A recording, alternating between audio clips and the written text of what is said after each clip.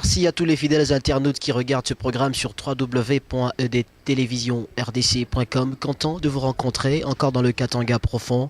Aujourd'hui, nous sommes à 300 km du chef-lieu de la province du Katanga qui est Lubumbashi. À 300 km, c'est Kolwezi, une ville minière considérée comme le poumon de la République démocratique du Congo.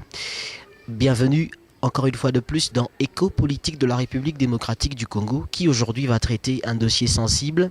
C'est notamment la réception du président de l'association socio-culturelle Loami-Kuba pour le compte du district urbano-rural de Kolwezi. Il y a eu une actualité qui a pratiquement marqué les méandres des médias internationaux et même nationaux. C'est cette marche du 8 décembre 2014 dernier, une marche qui a secoué bien sûr les méandres de la ville de Kolwezi. On en saura un peu plus. Quelles sont les motivations de cette marche? Que veut Loami-Kuba au niveau de la ville de Kolwezi ou de la province du Katanga?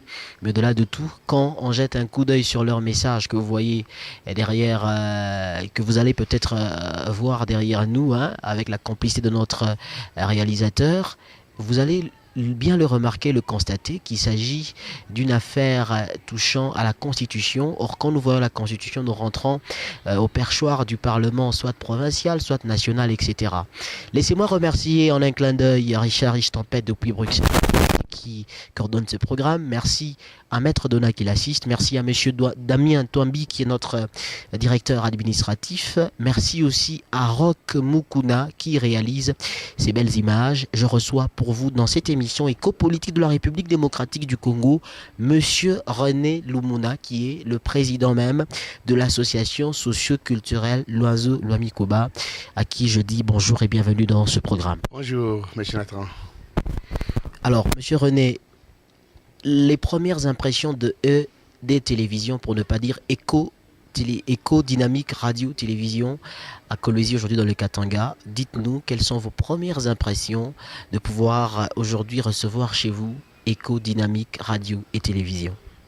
D'abord, je suis surpris parce que je vois devant moi un journaliste de taille, des techniciens bien formés. Alors, ça m'impressionne. Je suis étonné. Et puis, une chaîne qui a ses racines en Belgique et partout ailleurs. Alors, je suis impressionné. Merci. Elle est aujourd'hui chez vous pour parler des différents dossiers importants ou sensibles qui ont marqué l'actualité de la ville de Kolwezi et même pratiquement le monde entier était au courant parce que les images de votre marche ont été diffusées sur nos antennes. Mais ici, nous voulons bien savoir, la marche du lundi 8 décembre 2014 était-elle pacifique et quelles en sont les principales motivations? Oui, la marche du 8 décembre 2014, c'était juste une marche pacifique, mais en son sein, c'était une marche aussi de protestation contre des lois injustes qui veulent être votées au niveau de l'Assemblée nationale, notamment sur les processus de décentralisation et les découpages en République démocratique du Congo. C'est-à-dire, la marche là, nous, en tant qu'autochtones du district urbain de Kolwezi, même de la ville de Kolwezi, parce que l'association socio-culturelle Loami-Kuba est une association de peuples qui parlent la langue Sanga, donc de Basanga. Alors nous, des autochtones de la ville, nous avons estimé qu'il y a une loi injuste qui veut être votée au niveau de l'Assemblée nationale, notamment vouloir bien chercher à vouloir phagocyter les districts urbano-ruraux reconnus sur la carte de la RDC, la carte mondiale, les districts les plus légitimes et les plus légaux, en voulant les phagocyter avec celui du Lualaba ou bien fusionner des districts en une province. C'est pourquoi nous sommes dit non. Nous sommes un district, comme le principe qui a été adopté à 5 sites, c'était celui, un district, une province, comme Kolwezi est un district, Kolwezi est aussi une province à part entière de toutes les voisines. Voilà la marche que nous avons fait pour faire voir aux autorités de la République que non, il ne faut pas voter cette loi injuste qui risque de créer des dérapages sociaux au niveau de la ville de Kolwezi. Voilà le vrai problème. Et dans les coulisses, on apprend, ou bien même officiellement, on apprend dans nos images même que nous avons diffusées, sans peur ou sans crainte, Nous avons déniché certains cas de certains blessés, etc. Dites-nous quels sont les incidents majeurs que vous avez enregistrés et à ce jour, ces incidents ont-ils même créé des conséquences néfastes qui rongent vos cœurs aujourd'hui? D'abord, quand bien même je parle aujourd'hui à votre chaîne, j'ai de l'amertume dans le cœur. Pourquoi? Parce que c'était une marche pacifique. Qu'est dit la Constitution de la République démocratique du Congo? Lorsqu'il y a quelque chose qui ne va pas dans le pays, lorsque vous voyez une loi injuste qui veut être passée au niveau de l'Assemblée, ou bien au niveau des autorités État national, au niveau provincial comme local, la population a droit de se manifester. Et cela par des images, des calicots, ou bien par une marche pacifique. Et nous sommes dans le régime d'information et non d'autorisation. Nous avons respecté ce que la Constitution demande. Nous avons informé l'autorité locale et même provinciale, même au niveau national, pour marcher tel jour pour protester contre cette loi injuste sous le découpage qui veulent être votée au niveau de l'Assemblée nationale. Et l'autorité était au courant, parce que c'est ça, la loi nous recommande. Il faut juste informer l'autorité, et l'autorité par la suite va vous donner les agents de l'ordre pour encadrer votre manifestation. Mais ce n'était pas le cas ce jour-là. Pendant que nous, on s'est préparé pour quitter, nous avons vu la police. Et pendant que nous, on voulait partir, la police a commencé à faire une répression là, violente. Jetant des gaz lacrymogènes, des histoires par-ci, par-là. Et après, nous avons compté une dizaine de blessés. Parmi ces blessés là-bas, il y avait au moins 3 ou 4 blessés qui étaient des blessés graves. Et après, aujourd'hui, pendant que nous faisons notre émission ici, hier, on nous a informé qu'il y a une maman qui était combattante de ce jour là-bas. Elle est morte à l'hôpital HPK, que nous regrettons aujourd'hui. Et on ne sait pas comment je ne sais pas comment je peux calmer les membres par la suite de cette histoire là-bas. Nous présentons donc nos sincères condoléances à toute l'association socioculturelle Loanzo Lwami Kuba. Passons à un autre dossier que le commun des mortels ne comprend pas jusqu'à ce jour. On vous a vu avant de descendre à la mairie de Kolwezi, parce que nous étions dans votre pratiquement convoi, s'il faut utiliser ce terme-là. Vous avez fait pratiquement une descente à la représentation, au siège de la représentation de la MONUSCO au niveau de la ville de Kolwezi. Le commun de mortels pense que vous ajoutez beaucoup de sel dans des légumes qui ne sont pas prêts à être cuits.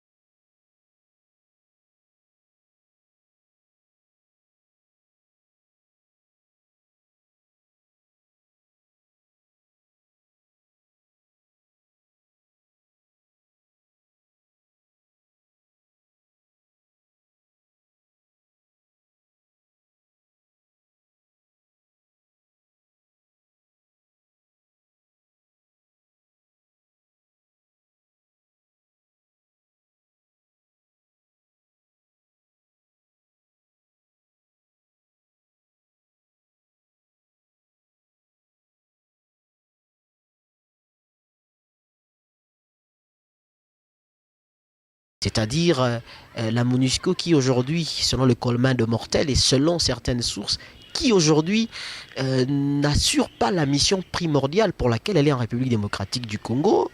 Et devant une telle situation, on voit Loanzo Lwami Kuba, avec toute l'équipe qui était là présente ce jour-là, dans une délégation d'autant de personnes, aller vers cette représentation de la MONUSCO et déposer un mémorandum pour pratiquement signifier pourquoi est-ce qu'ils ont marché ce jour-là. Et au-delà de tout, on se pose la question, est-ce que derrière ce mémo, il y aura-t-il une réponse favorable? Et pensez-vous que le fait d'y aller, cela vous rassure d'avoir des réponses qui promettent demain ou après-demain? Parce que le commun des mortels pense qu'aujourd'hui la MONUSCO n'a presque plus de place en République démocratique du Congo. Moi, je pense que, messieurs les journalistes, dire que la MONUSCO n'a pas de place en République démocratique du Congo, ça c'est une fuite en avant. La MONUSCO, tel que son intitulé, la MONUSCO, c'est la mission des Nations Unies pour la stabilité et la paix au Congo. Et la MONUSCO a fait beaucoup de choses dans notre pays qu'on ne peut pas aujourd'hui minimiser. Mais pourquoi nous sommes allés à la MONUSCO? C'est parce que nous avons écrit aux autorités compétentes, tant au niveau local, au niveau provincial et au niveau national. Et il n'y a pas eu une réponse adéquate. Dire que, est-ce que vous pouvez espérer la réponse du côté de la MONUSCO? Bon, non, avant d'aller à la MONUSCO, nous croyons d'abord nous-mêmes dans ce que nous sommes de faire. Vous savez que le droit reste le droit. Nous croyons fermement qu'il y aura la solution parce qu'on ne voit pas quelque chose qui peut nous bloquer par rapport à la validation. Nous sommes des autochtones, la Constitution dit un district, une province. Puis par après, en 2005, on nous a présenté une autre carte. La carte, on a pris Kolwezi, on l'a mis au Katanga. Comme c'était sous la pression en 2005, on nous a dit, si vous votez non, lors du projet de la Constitution, votez non, c'est comme si vous voulez la guerre continuer à l'Est. Par compassion avec nos frères de l'Est, nous nous sommes dit que votons oui pour que la guerre s'arrête du côté de l'Est. Et parce que nous avons voulu que le président Kabila soit au pouvoir, nous nous sommes dit, bon, comme c'est lui qui a mené la paix, qui a appliqué les schémas impliqués, tout ça là-bas, alors nous votons d'abord cette constitution, si ça puisse passer, en entendant que lorsque nous serons dans les affaires, donc lorsque le gouvernement va sortir, lorsqu'on va voter, la constitution va passer, nous allons demander encore qu'on puisse voter encore notre loi au niveau de l'Assemblée nationale, parce que l'article 4 de la Constitution parle que les nouvelles provinces seront créées par regroupement ou bien par démembrement. Alors c'est en ce moment-là que nous avons voté cette loi là-bas, en entendant que lorsque ça va, on va encore voter une autre loi qui va détacher Kolwezi au Katanga pour que ce soit aussi une province à part. C'est ça. Donc, nous n'espérons pas la MONUSCO, mais on prend la MONUSCO à témoin. On prend toutes les institutions internationales à témoin.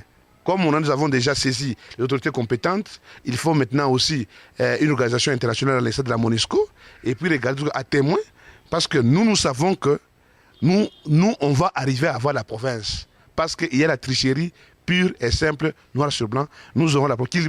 Qu'on monte ou qu'on descende, nous aurons la province d'écologie. S'il faut aller même chez les papes ou à Rome, nous irons là-bas pour qu'ils nous donnent la province d'écologie. Ça, c'est un acquis. Alors nous n'avons pas à compter sur les gens, tout ça. Nous croyons en nous-mêmes, sur notre détermination, et on va avoir la province d'écologie. Les événements qui se sont passés ou qui se sont déroulés sur la ville après cette marche, René Lumuna et son équipe se sentent-ils en sécurité? Je connais bien cette ville de Kolwezi, je suis natif d'ici. Il y a toutes ces choses noires et blanches qui se cachent sous les profondes rivières des alentours. Il y a du chantage par-ci par-là. Il y a ceux qui se disent, est-ce que ça vous lèse? Quelle position prenez-vous? Et ça vous met en sécurité? Bon, moi je suis autochtone de Kolwezi. Je sais qu'il y a un lobby tribal au niveau national qui pèse pour que Kolwezi passe au Katanga et au Lualaba. Je sais qu'il y a d'autres lobbies tribaux qui veulent que Kolwezi passe, je ne sais pas c'est où. Bon, je sais, il y a des gens qui sont mieux placés, les originaires du Lualaba, ils veulent à tout prix prendre de Kolwezi.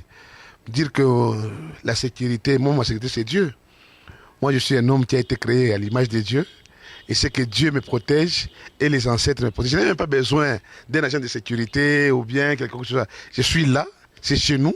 les ancêtres me protègent.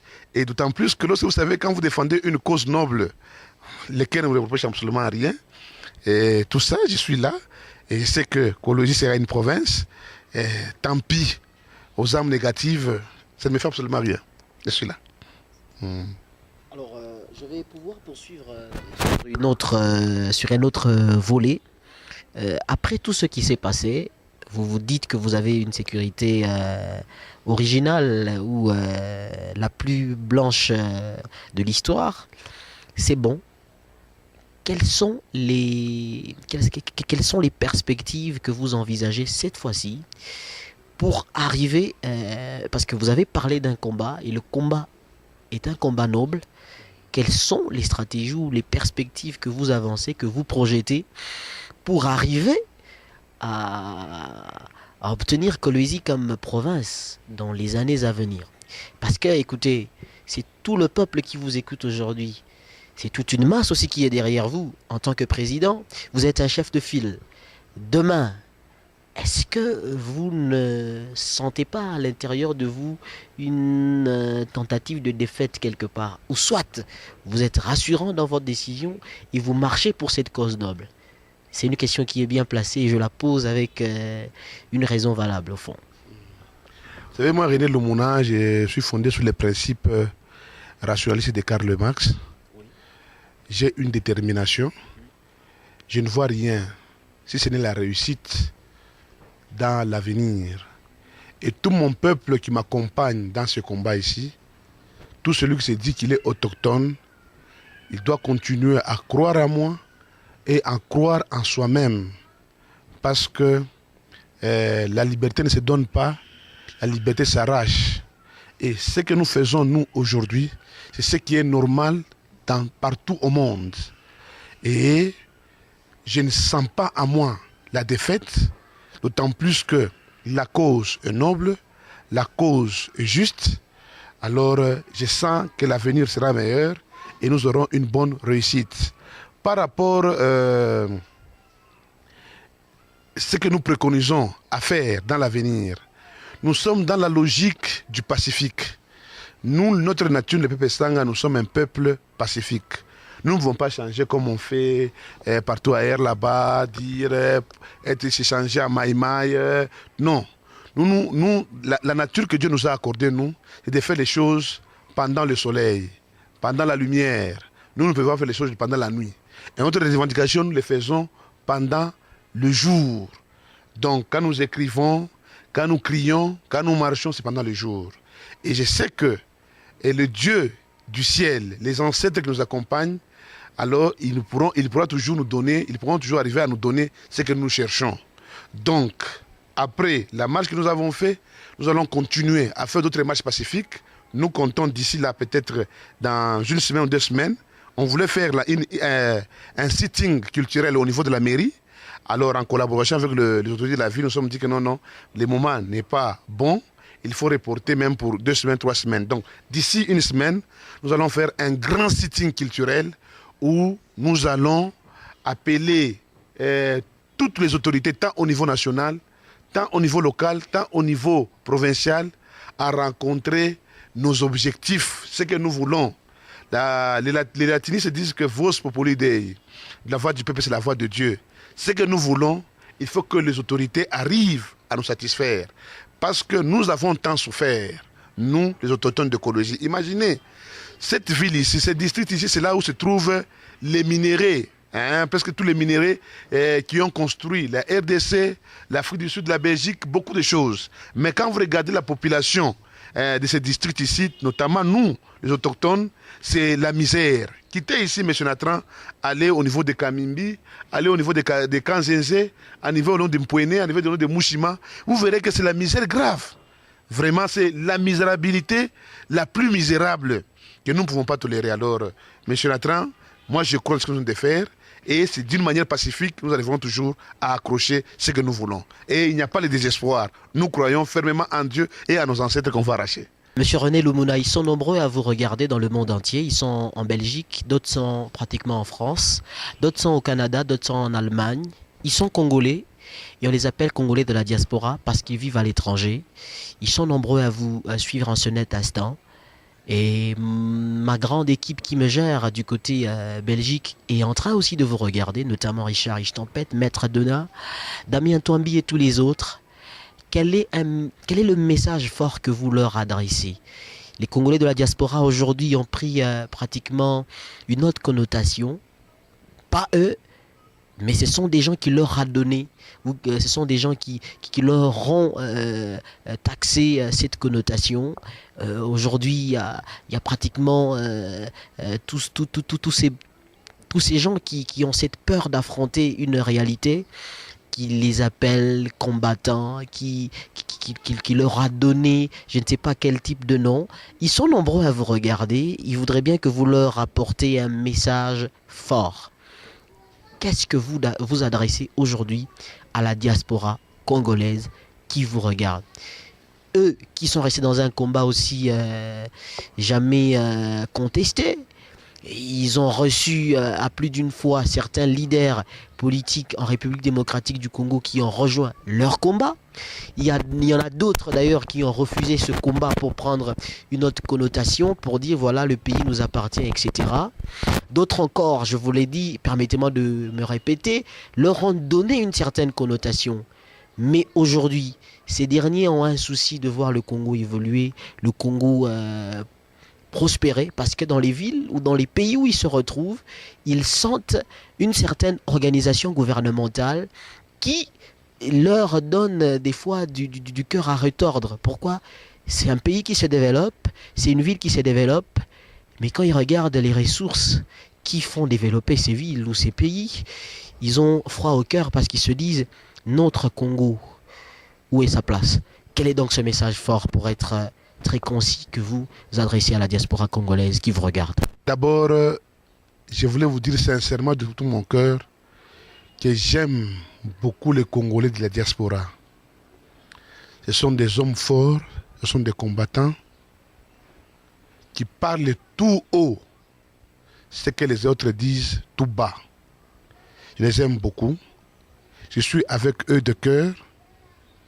Je sais que et ils savent beaucoup de choses sur la République démocratique du Congo. Qu'à des moments, nous qui sommes en République démocratique, nous sommes à l'intérieur du pays, nous ne savons pas beaucoup de choses. Ils ont beaucoup de vérités que nous n'avons pas. Et beaucoup de vérités, parfois, nous les avons à travers ces frères-là qui sont en diaspora. Ils sont là, c'est parce que au Congo, à un certain moment, les choses n'allaient plus. Et c'est tout à fait normal. Dans la sociologie, il y a ce que nous appelons le phénomène technotropisme. C'est-à-dire, les gens sont à la recherche du bonheur. Tout à fait normal. On ne peut pas les condamner parce qu'ils sont en Belgique, parce qu'ils sont en Europe, parce que non, ils sont là-bas. Mais moi, je salue souvent, surtout leur bravoure de se battre pour la République démocratique du Congo et leur franchise de parler tout haut, c'est de tout dire tout bas. Néanmoins, par rapport au combat d'écologie, c'est le même combat que eux qui mènent à l'extérieur que le combat aussi que je mène au niveau du pays. C'est combattre l'injustice au niveau de la République démocratique du Congo. Vous savez, aujourd'hui, la Constitution consacre les 26 provinces en omettant les districts urbano-ruraux de Kolwezi, et pourtant c'est un district valable et valablement du monde. Alors, oublier ces districts là-bas et vouloir se faire des cadeaux parce qu'on est au pouvoir, parce qu'on est frère de qui, parce qu'on est frère de l'autre, là c'est la méchanceté. Là je combats ça. Je préfère que mes frères de la diaspora me soutiennent leurs frères autochtones de Kolwezi. Ils ne sont plus que le Bassanga, mais même aussi les allochtones, parce que Kolwezi n'appartient plus qu'au Bassanga. C'est vrai, les Bassangas sont des autochtones, mais le combat que nous menons ici à Kolwezi, c'est pour tous les Congolais qui veulent habiter aussi à Kolwezi. Et les autres choisiront un jour Kolwezi comme leur seconde patrie.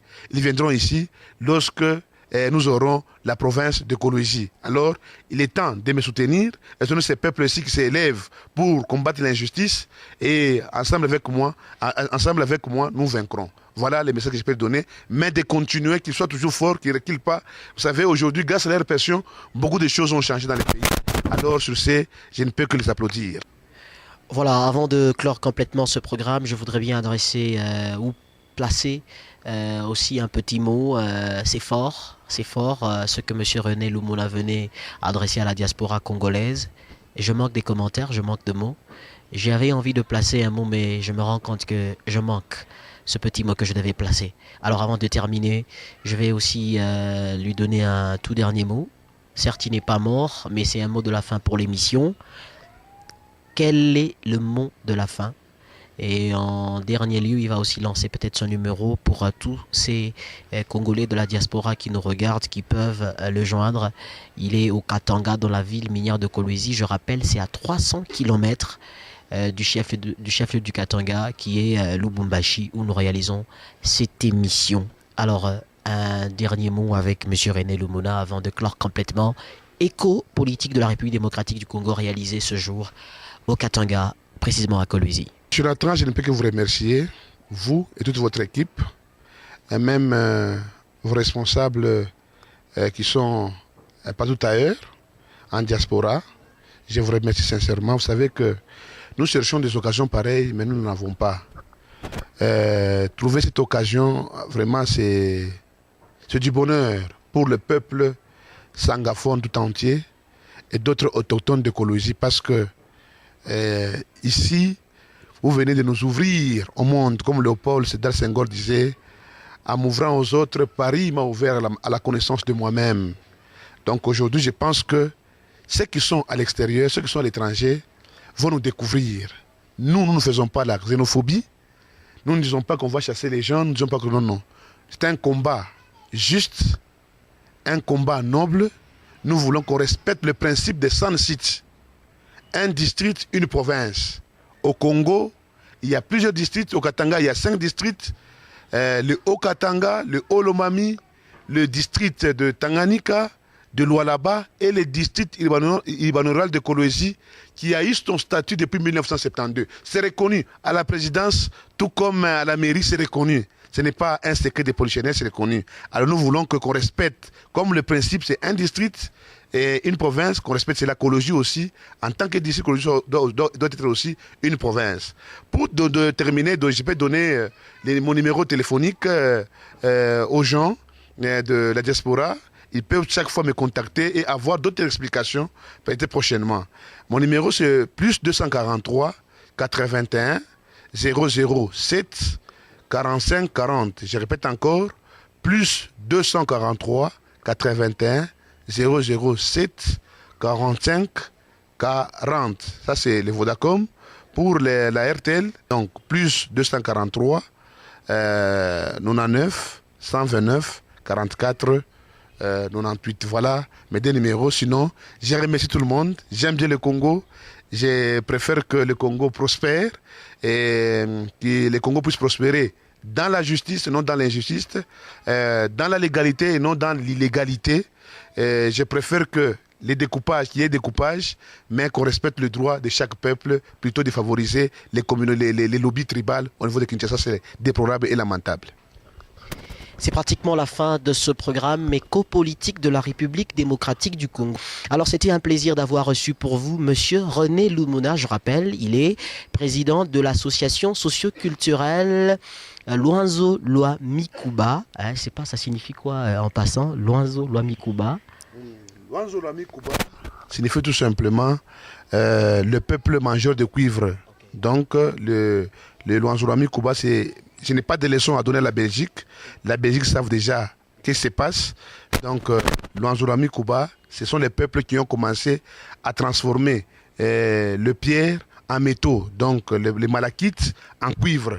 Donc, avant l'arrivée de l'homme blanc, ici, dans le ténèbre africain à l'époque. Donc, ils ont trouvé ici à Kolwezi, précisément à Walemba, à Kamimbi et à Mouilou, ils ont trouvé un peuple qu'on appelle Sanga, qui savait déjà, un ingénieur ingénieur traditionnel, qui savait déjà transformer le pierre en métaux, donc la malachite en cuivre, pour faire beaucoup de choses, la croisette, tout ça, monnaie d'échange. Donc c'est ça, le Luanzo Lwamikuba. Alors comme c'est le symbole de ces peuples là-bas, donc c'est les symboles là-bas, vous le trouvez que les fils chez les Basanga, ici, à Mitouaba, à Bunkea, par-ci par-là, partout là-bas, il n'y a que eux qui savaient transformer le pierre en métaux. C'est pourquoi nous avons pris les caractéristiques communes, le Luanzurami Kuba, qui devient le nom de notre association socioculturelle, nous les Basanga. Voilà, d'ailleurs, prochainement, on aura le temps de faire cette fois-là, pas éco-politique, hein, mais plutôt une émission culturelle avec Luanzo Luami Kuba. Merci à Richard Rich Tempête qui a coordonné ce programme. Merci à Maître Donna qui l'assiste. Merci à à Monsieur Damien Touambi qui est notre directeur administratif. Merci aussi à Rock Mukuna pour de belles images, qui a été aussi d'ailleurs accompagné de Watson Kitoa. Je vous dis merci et à la revoyeur pour un autre programme.